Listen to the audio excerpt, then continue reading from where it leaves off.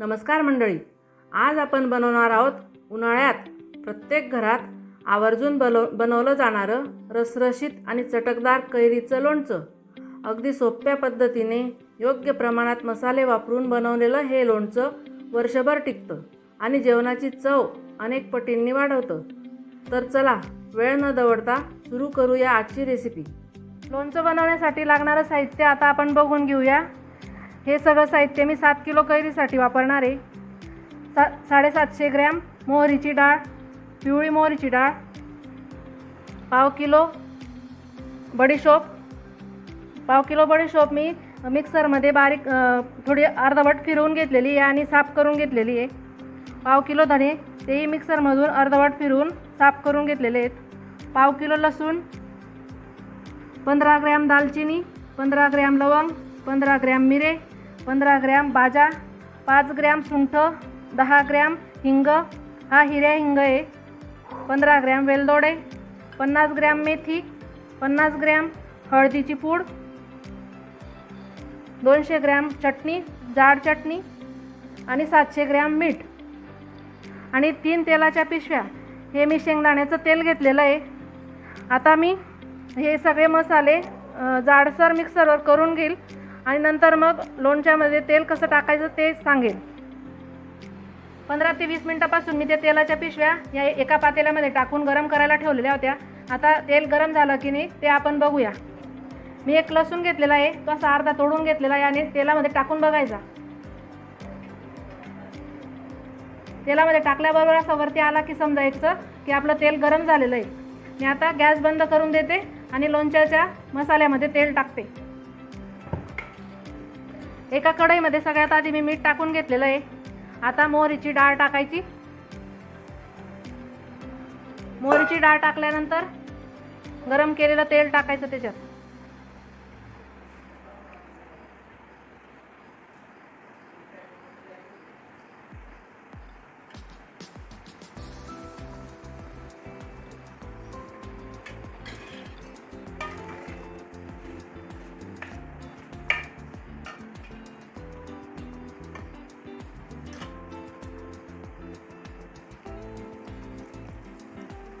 त्याच्यानंतर बडीशोप टाकायची। बडीशोपवर पण असं सेपरेट तेल टाकून घ्यायचं म्हणजे चांगली भाजली जाते ती। त्यानंतर धणे टाकायचे, धण्यांवर पण तेल टाकून घ्यायचं ते गरम।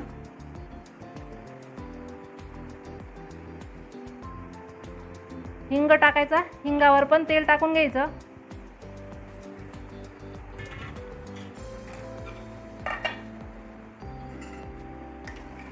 आणि मिक्स करत राहायचं प्रत्येक वेळेला।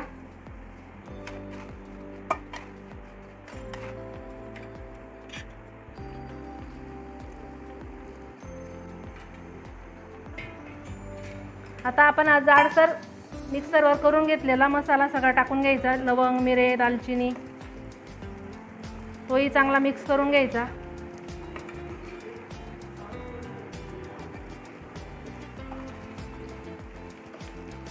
आता लसणाची चटणी टाकून घ्यायची आणि ती पण मिक्स करून घ्यायची।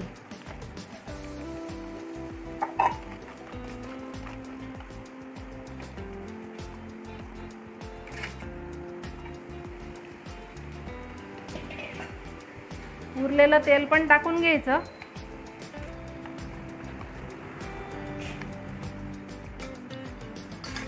आणि आपण ती मेथी घेतली होती ती पातेल्यात थोडं तेल राहू द्यायचं, गरम तेल, आणि त्याच्यात टाकून परत गरम करून मग ह्या मसाल्यामध्ये टाकायची।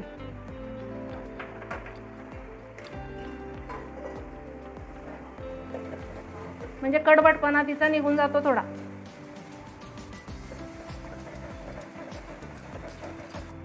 हे बघा, मेथी अशी छान भाजली गेलेली आहे लालसर। आता मी त्या मसाल्यात टाकून देते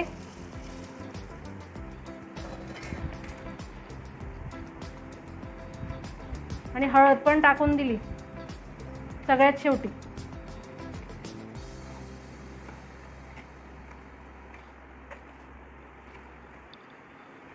आता हा मसाला तयार केलेला छान गार होऊ द्यायचा।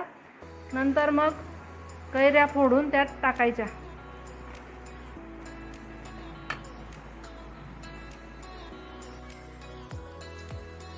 मी हा लोणच्याचा मसाला सकाळीच करून घेतलेला आहे आणि त्यानंतर आमच्या परस बागेतल्याच कैऱ्या तोडून घेतलेल्या आहेत. या कैऱ्या 7 किलो आहेत.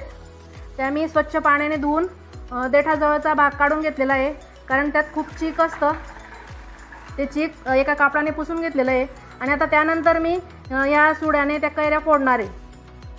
हे बघा, सगळ्या कैऱ्या फोडून झालेल्या आहेत. आता मी या कैऱ्या, आपण हा बनवलेला मसाला आहे त्यात टाकून देईल.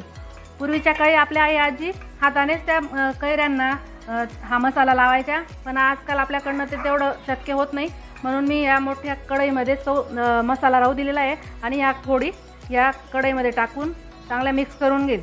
आणि चांगल्या मिक्स झाल्यानंतर मग त्यांना कैऱ्यांचं पाणी पण सुटेल आणि छान तेल पण येईल. आता तेल एवढं दिसत नाही आहे, मीठ पण वितळलेलं नाही आहे, पण कैऱ्या टाकल्यानंतर कैरीचं पाणी सुटतं आणि तेल पण छान येतं मग त्याला. आता मी या कैऱ्या या मसाल्यामध्ये टाकते.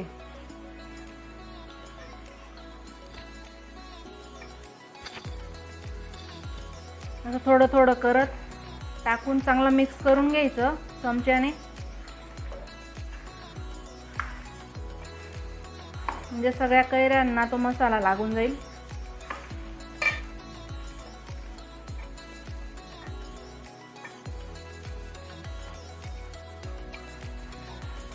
हे बघा, आपलं लोणचं हे सगळं कालवलं गेलेलं आहे. आता आपण हे कालवलं गेल्यानंतर एका बरणीत भरून घेऊ. बरणीत भरल्यानंतर रोज सकाळ आणि संध्याकाळ 15 दिवसपर्यंत ती बरणी उघडून ते खालीवर कालवून घ्यायचं, म्हणजे लोणच्याला बुरशी येत नाही आणि लोणचं खराब होत नाही. तर मंडळी, अशा प्रकारे आपलं रसरशीत, तिखट आणि चविष्ट कैरीचं लोणचं तयार आहे. ही रेसिपी तुम्हाला आवडली असेल तर व्हिडिओला एक लाईक नक्की करा. कमेंटमध्ये तुमचं मत कळवा. लाईकच्या शेजारी हाईप बटन प्रेस करा आणि अशाच पारंपरिक तसेच नवीन रेसिपीजसाठी टेस्ट सूत्राला सबस्क्राईब करायला विसरू नका. पुढच्या भन्नाट रेसिपीसह पुन्हा भेटूया. साहित्याची लिस्ट डिस्क्रिप्शन आणि पिन कमेंटमध्ये दिलेली आहे, ती नक्की बघा आणि या पद्धतीने ट्राय करून बघा. धन्यवाद.